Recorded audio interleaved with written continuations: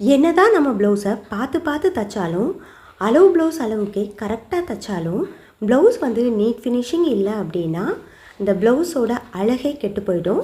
So நீட்டாக தைக்கிறதுக்கு ஒரு சில டிப்ஸ் தான் நம்ம இப்போ பார்க்க போகிறோம். ப்ளவுஸோட பின்பக்கமும் முன்பக்கமும் ஒரே ஈக்குவல் அளவாக இருக்கணும். அதிகமாக இருக்கவே கூடாது. 2 அளவும் ஈக்குவலாக இருக்க மாதிரி பார்த்துக்கோங்க.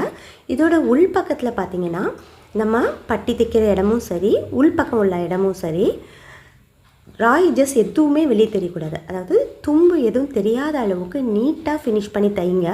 அப்போனா அந்த ப்ளவுஸோட லுக்கே தனியாக இருக்கும். அது மட்டும் இல்லை, ஸ்லீவ் வந்து ரெண்டும் அட்டாச் பண்ணுற இடத்துல, ஸ்லீவும் பாடியும் அட்டாச் பண்ணக்கூடிய இடத்துல ப்ளஸ் மார்க் மாதிரி இருக்கணும்.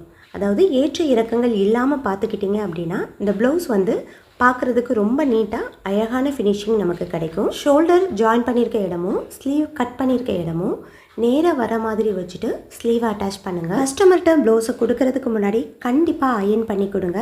இந்த மாதிரி டிப்லாம் நீங்கள் ஃபாலோ பண்ணிங்க அப்படின்னா கண்டிப்பாக நெக்ஸ்ட் டைம் அவங்க தைக்க தரும்போது நீங்கள் தச்சு கொடுத்த ப்ளவுஸே உங்களுக்கு அளவு ப்ளவுஸாக தருவாங்க. அந்த அளவுக்கு நீட்டாகவும் ஃபினிஷிங்காகவும் ரொம்ப அழகாக இருக்கும். இந்த டிப்பை ட்ரை பண்ணி பாருங்கள்.